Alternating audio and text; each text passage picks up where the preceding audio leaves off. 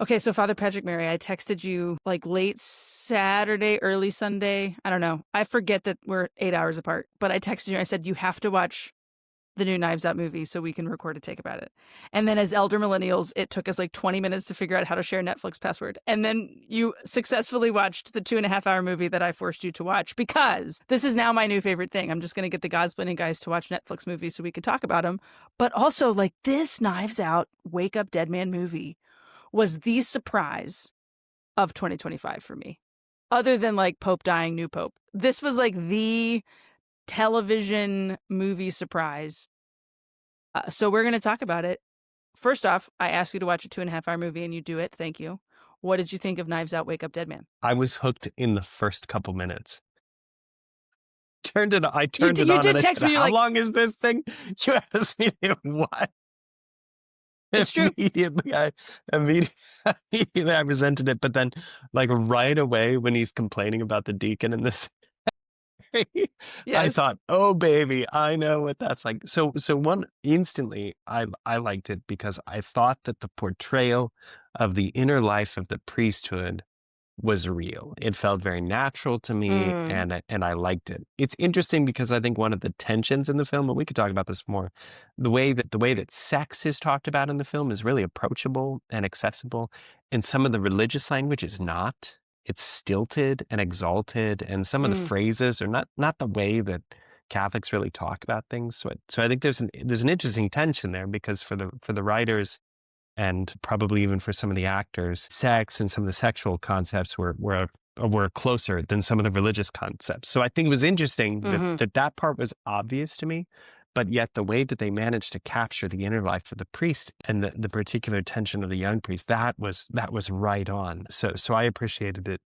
I appreciated the film immediately. I was immediately hooked because I thought that was so real.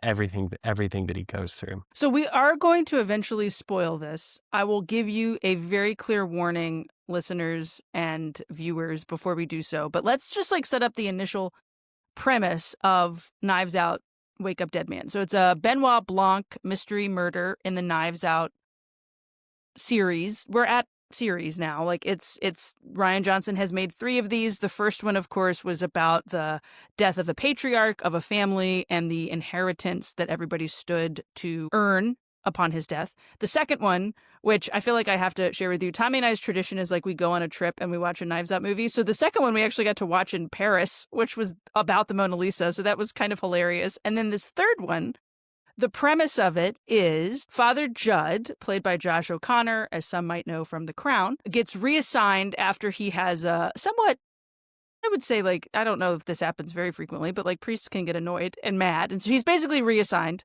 to an upstate New York parish with a very caricaturized version of a fire and brimstone Monsignor. Catholics will appreciate Josh O'Connor's Father Judd wears like a clerical suit always, and Monsignor Wicks is always portrayed in a cassock, which like the eagle-eyed Catholic observer will be like, oh, that's the trigger of difference. We got a trad, I get and we what's going got on like here. a millennial. Yeah, like you are immediately kind of like, oh, and then there's this like introduction scene where like Father Judd calls him Father Wicks or Father first name, Father Jefferson, and he's like, Father you can call me Jefferson. Monsignor Wicks. Monsignor Wicks. Which I loved that it was like there was a clarification, because even that is like kind of an inside baseball Catholic joke of like the father last name or the father first name, or like we all know the Monsignors who really want everybody to know they're Monsignors, and the Monsignors who really could care less. They never had their desk nameplate changed. But the premise is they're very different. It's very evident they're very different. Monsignor Wicks seems very determined to kind of shame people from the pulpit and make everybody feel like they're living the wrong life, and everybody is kind of out to get Christians. And Father Judd is all are welcome. Like, let's actually try to engage with, I would go so far as to say, the gospel, which I don't remember hearing the word gospel, but Father Judd talked about Jesus a whole lot, and Monsignor Wicks talked a whole lot about what's wrong with the world. So that was an interesting dichotomy. And then at the heart of this, of course, is there's a murder.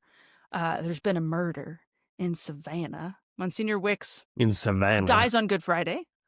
In Savannah. Monsignor Wicks dies on Good Friday. It is a classic locked room mystery story of which all the great mystery writers have a version of this. who done it and how done it is at the heart. Benoit Blanc arrives into this upstate New York town to help them solve the crime. And it unfolds, right? Everybody's kind of a suspect. Nobody's a suspect. Nobody quite knows how this could happen. There's lots of twists. There's lots of turns. When you think you have it figured out, you don't. There's this massive, like, oh, like, do these people really have faith? Do they not have faith? Are they just kind of caught up in the cult of personality? But at the heart of all of this is not Benoit Blanc solving a murder. It's actually Father Judd, who's on the one hand trying to solve the murder, but I also think what's really going on, I think this movie is ultimately about vocation. This is where we're going to get spoilery. First off, though, I think you should go watch it. So if you want to go watch it and then come back here at like the 6-minute mark and watch our spoilery conversation, you can. I really did like the movie, but let's get into it, Father Patrick, Mary Briscoe. Yeah, I do. I do From want the to say one jump. more thing before everyone turns it off, Yeah, yeah, though, yeah. Okay, because yeah. Before we hit this, you know, spoilers, you have a this warning. is not a Yes. movie. This is not a movie for the faint of heart. There are very graphic references, and there are things that the story gets wrong about the faith in an important way. Like Yes. one of the disclaimers is that the story misuses how the church approaches confession, and I think that's important for people to know. Mm-hmm. There's a weird confession scene. You warned me about it. Otherwise, I probably would have I turned did. it off too. I did warn you. There is a weird confession scene at the start. You have to kind of get through it, listeners. It is important later on, but let's give some context, Father. Yeah, great. Okay, so one of the things that you know, as we're talking about this theme of vocation, which I really agree with you, is at the heart of this story. We've got we've got a crisis of faith for Father Judd, because Monsignor Wicks, who is everything that Father Judd opposes in the priesthood, he's the exact opposite. Monsignor Wicks is, for all intents and purposes, successful. You know, he's got his core group, and he's holding the church together. And, you know, it's not growing. That's a tension. Father Judd clearly has what's portrayed as a more evangelical drive. He wants to bring people in. But Monsignor Wicks is doing his thing, and it's tried and true. And Father Judd wants to change things up a bit. So that's an old trope. But you see, you know, the young priest, the old priest. But what you see in Father Judd that I think is so relatable is you see him asking very deep questions about his priesthood. One of them is, what does he do when he's sad and frustrated? You know, there's a great scene where he, Father Judd, goes to the bar, drinks too much, breaks a lamp, and finds himself asking, well, who am I? And this is happening, you know, in a very serious way. This is happening to young priests all over our country. And it happens to married people too. You know, everyone faces those moments where you're tempted to throw in the towel, where you want to walk away, where you feel like you just can't keep going, and you've got to find a way for grace to break in. And what I think is very interesting is that the rationalist detective, Benoit, comes in and is part of the way that opening for salvation comes for Father Judd. Okay, so just to underscore this, and then we can move on to something else. One thing that I love is the way that Father Judd's desk is decorated. So after he has his failed Bible study, you know, when all the parishioners rat him out to Monsignor Wicks that he did something without the pastor's permission, which is just like such a dumb young It's priest happened thing to before. do. Loads of people have done it. I actually fought with my pastor over those things, so I didn't sneak around. But you see his desk. You get into the rectory, and like his desk is covered with all the classic knickknacks. You know, he's got his name there, but he's got the Jesus loves you mug, and he's got all the other little Catholic kitchen. Then he's got behind him 2 paintings.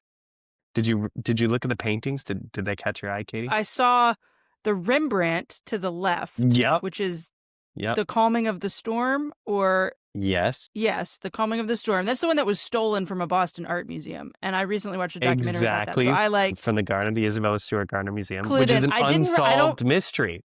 unsolved mysteries. So Ryan Johnson dropping some clues. That was really fun. What was the Which I second think is one? really I'm cool. forgetting. I don't know. I went a deep dive trying to find it. You know, I like took a picture of the screen. I was using Google image search. I was like all over the place trying to figure out the second painting. And I have to say, unfortunately, I was unsuccessful. But I think the Rembrandt is really symbolic. And I think it's really important. So I love that you spied it and we're thinking of all the same But things. yeah, I do this thing, you know my husband very well. I do this thing where I like will stop something that we're watching to give like a fun fact. Like, so there's this is gonna sound like such a nerdy thing, but I paused it and like, hey, and I like pointed that out to him. He's like, cool. can we get back to the movie? Like, he was not impressed by the knowledge that I just shared with you. But there's this, she's from the Guardians of the Galaxy movie, that actress. I forget what character she plays in the Guardians of the Galaxy movie. She's a sci-fi actress, is like what she's known as. She's currently in a T-Mobile commercial that comes up on Peacock all the time. And every time she comes on the commercial, I pause it. I'm like, she met the Pope, because she did. She met the Pope. And Tommy's like, I know that woman met the Pope. So about halfway through the Knives Out movie, we're watching it, and they're like back in the office for the famous phone call scene, which we're going to talk about in a second. Exactly. And Tommy then ragged me. He like paused and he went, that he like said, he rattled off the very same fun fact that I had shared when I first saw it. And anyway, there's a lot of Easter eggs, which I think for an eagle-eyed viewer of the movie, you'll be captivated by, in seeing some of the almost, I will say, like Rian Johnson, the director and creator of the whole Knives Out franchise, who consulted with a Denver Catholic priest, Father Scott Bailey, who will be on my SiriusXM show on Thursday. It's so evident that he had a conversation with a Catholic priest in active ministry. Like, he didn't come at this from this is what I think about Catholics. He came at it, I think, from okay, this is what I think about Catholics, and now I'm going to talk to a Catholic and find out what this Catholic priest thinks about Catholics. And it's so evident. Yeah, which is an interesting thing, because he does not identify as a believer now. He was raised Presbyterian. He says that. He doesn't identify as a believer now, but also understands that this story could only be told in the Catholic Church. So that was one of the things I texted you, as I was watching. It was like, this only makes sense if you're a Catholic. The whole thing is set in Holy Week, which heightens all the drama, the murder on Good Friday. And then you've got all this drama with the tomb, all these sayings, right? Monsignor Wicks is the hardcore fire and brimstone feature. And then you've got this metaphor of the whitewashed tombs, which is what Christ calls the Pharisees, who are the hypocrites. And literally, there's a scene where they are painting it white. They are painting it white. Rocket after it's ships. Covered in rocket ships. After it's covered in rocket ships, which poor Martha is just so upset by. Okay, now we're going to enter into spoiler territory for sure. Nothing we've said so far hadn't been revealed via trailers or like very generalized reviews, but at this point, if you do not want to know who killed Father Wicks, Monsignor Wicks, how it happened, or even how they arrive at the conclusion, so turn it off, come back another time, here at the 13, 14-minute mark or so. Okay, so Monsignor Wicks is murdered on Good Friday. I spent the entire movie thinking to myself, I think I know who did it, and I was correct. But I was wrong on the how. And I actually really appreciated that. Like, I felt like there were some red herrings. So there's a woman in this movie, played by Glenn Close, who only Glenn Close can play this woman, and also Cruella de Vil, like America's treasure, Glenn Close. And there's this recurring gag.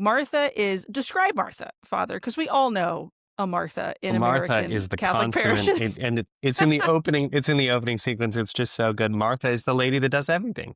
She's the parish church lady. Secretary. She, runs the books. She's even the organist. I think that's what makes Martha a standout among church ladies. Most church ladies aren't actually that good at the organ, but Martha is also excellent at the organ. She's good. And her name is Martha. She's the lady that does everything. She's everything. a busybody. Yeah. Exactly. No, it's biblical. It's absolutely fantastic role. But also you've got the Martha Lazarus thing, right? Because Wicks is in the tomb. They're talking about the Lazarus door. But Martha is the sister of Lazarus, the one who accosts Christ and says, without you, this wouldn't have happened. Martha is the one who had another plan, who is actually in the Gospels undermining God's plan, which I think is just fascinating because Martha, the character, has her own plans. Clearly. Yeah. So that's now, the but heart this of phone this call. Is that, yes. Well, let's carry on with Martha for just a second, because I think the phone call is this like standalone little moment. But with Martha, so there's this recurring gag where she keeps like popping up and like surprising Father Judd, who's just like trying to figure out his place, trying to figure out like how he operates inside this community, and Martha's just like there. And you come to find that Martha was kind of like raised in this community. She was a child who knew Monsignor Wicks's grandfather, who was a widower, who then became a Catholic priest. And there's like at the heart of all of this, like he was very wealthy. He doesn't want his daughter, in the words of the movie, the harlot whore, who was the mother of Monsignor Wicks, to earn his fortune and his inheritance. There's like layers within the story, but Martha has been there since she was a child. Like you learn that rather quickly. So the church for Martha is not just a job. And I would even go so far as to say the church for Martha is not just really where her faith is housed. She doesn't know who she is No, it's her without this identity. Yeah, parish. exactly. It's her identity. No, And so for when her, the there's a church is turn, it's as much a question of vocation as the church is for Father Judd. Absolutely. right, right. And so I think when there's this turn moment, there's a bit of a scarlet letter story inside where you come to find out Monsignor Wicks has a bastard child, and he's now decided, I'm actually going to burn this whole place down, like metaphorically. Everybody who's attached to this place, I'm going to destroy your reputation and I'm going to take my leave and my fortune, which they've now discovered where it was hidden, and go off and become essentially like internet preacher, fire brimstone guy for the world, not just tucked away in upstate New York. Martha, we find out, hatches this plot. Now, all of that is revealed as the movie is unfolding. You are learning it all, though, through the perspective of Benoit Blanc and Father Judd. And Father Judd gets caught up in what I think many young priests probably get caught up in. He doesn't really know where he fits, and now he's got a mission, and it's to figure out, clear his name, because everybody thinks he's the one who did it, because he and Monsignor Wicks kind of had it out for each other. And Benoit Blanc has given him purpose that he's yet to find in his parish because Monsignor Wicks wasn't a good mentor to him. So he's searching for a mentor. Here comes Benoit Blanc, faithless man who says as much, but Father Judd and Benoit Blanc get along. He's caught up in the whodunit, solving it, and then this moment happens that I think is actually the heart of the film. Like the solving of the murder and the big confession at the end, great. But at this halfway point in the movie, Father Judd on a phone call with a woman you see once, I think is really the heart of Knives Out. Describe it to us, Father. I couldn't agree more. So they're trying to track down how the construction equipment landed at the parish to open the tomb at the right time before the murder was committed, right? So it's a key part of the story. So they call the construction firm, and the secretary of the construction firm at the end of the call says, and I've had this happen to me 1,000 times as a priest, says, "Oh, Father, can I ask you something?" And whenever you hear those words, when I heard them in the movie, I paused, I almost winced because I know like when someone says that, it's not going to be easy. It's not necessarily that you don't know the answer to the question. Typically, it's not like a question from the catechism that someone's going to ask. Usually it's a life bomb, it's a really big question of meaning, just like in the film. And she says, "Father, will you pray for me, pray for my dying mother? We've been estranged." And she goes on to explain all of the difficult problems that they've had. And she's hoping for reconciliation and for peace towards the end. And there's nothing that Father Judd can do except to talk to her and to be in that moment her priest. And in that moment, he realizes, and I think he thanks her, right? He says, "Thank you." Mm-hmm.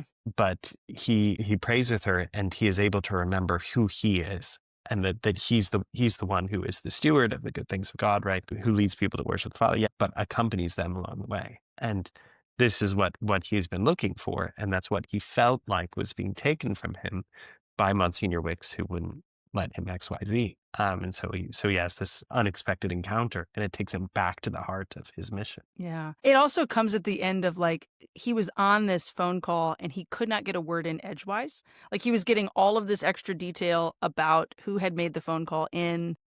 Louise is just like, she's that person on the phone that you can't get off the phone with. And so Benoit is you see it all from the perspective of the detective and the father, who like, this should have been a 30-second phone call and it's turning into a full 5 minutes.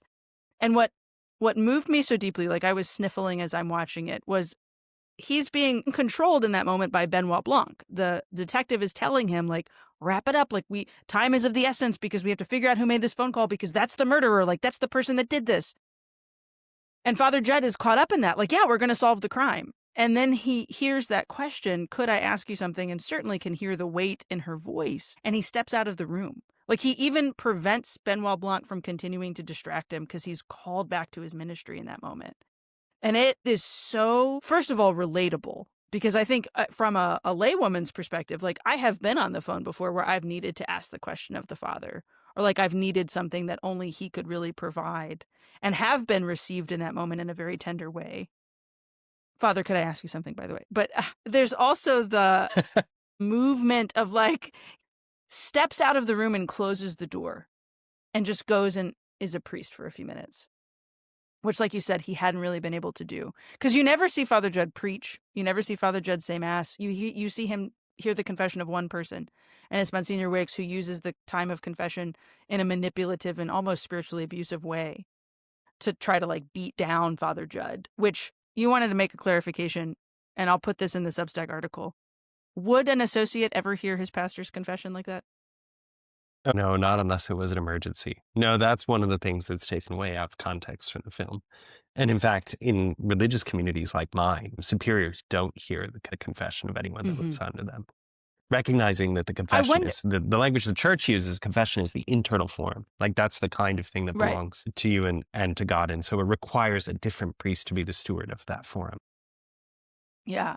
Which I wonder if that like that would never have happened. So it's like, oh, was this a mistake? Or was it Monsignor Wicks like he knew that Father Judd shouldn't, but Father Judd also can't say no because he has really zero authority in this. Like Monsignor Wicks is already making his life miserable. I guess he could make it more miserable if Father Judd refused to hear the confession, but like it's also just kind of it's a put down. Like it's a consistent Father Judd is being demoralized, Father Judd. And so then it's not a stretch for people in the town to think Father Judd, who at one point says to Monsignor Wicks, I will cut you out like a cancer, is then thought of to be the man who ends his life. Now, let's accelerate a little bit. We come to find out who does the movie, or who in the movie does the murder. This is the point again. Very spoilery. We do not want you to be ruined in this. It I was thought Martha. from the jump, I was like, Martha somehow is involved in this murder. I did not realize it would be Good on because you. well, only because there's like, it's always, the butler did it. It's the person who's actually like closest to the circumstance of the situation. It was the motive behind it. She recognized Monsignor Wicks was the cancer that Father Judd saw that he was, but also wants to preserve the faith of the community. And so she's going to do this surprise resurrection. You should just go watch the movie because I don't want to get too convoluted in explaining it. All of this concludes in the end with, I think, the second most beautiful part of the film. Let's talk about that moment of confession. Benoit Blanc brings everybody into the church. He's figured it out. He knows who's done it. He will get his comeuppance as, once again, he can solve the unsolvable crime. And he admits publicly, on camera even, because there's this one character who's filming everything for his Andrew Tate-esque YouTube, that he doesn't know who did it. Everybody leaves except the woman who does it, which is Martha. And he says to her, you have to confess yourself or it doesn't count, which is something that Father Judd had said earlier in the movie about free will. So describe to us what happens in this beautiful, once again, confession. Yeah, it was pretty incredible. Well, to see her kneeling at the feet of Father Judd and to narrate in exact detail Mm-hmm. everything that she felt, but that's not the bigger point from a sacramental confession, but everything that she did against him, and to have that all in the open. I mean, you can tell it's what Father Judd is looking for, to have the truth revealed instead of everything hidden in secret, right? That's what this confession does. But then to your point about it being something that she chooses, that's what makes it really liberating. That's what makes it authentic and opens the way for Father Judd to be at peace with it. So that movement, that moment was very important. But for me, it wasn't just that Martha was confessing; it was what it did for Father Judd as well. Mm-hmm. Everything having been laid bare, his reputation is preserved, of course, because she confesses, but he can understand or have the perspective of everything that she suffered and wrongly chose to do. Yeah. Yeah. I mean, she is a murderer. Like, you have great sympathy for her in this moment because she tells you, like, what was going on in her head and in her heart. And then she also suffers very deeply. There's a pretty substantial loss in her own personal life in the course of this movie. The moment where he's leading her through she's asking for forgiveness for certain instances, right? Like for the murder of Monsignor Wicks, who, like, yes, terrible guy, but still doesn't deserve to be murdered. For her accomplice, I'll leave that as a bit of a surprise because it's important, but isn't like the hinge of everything.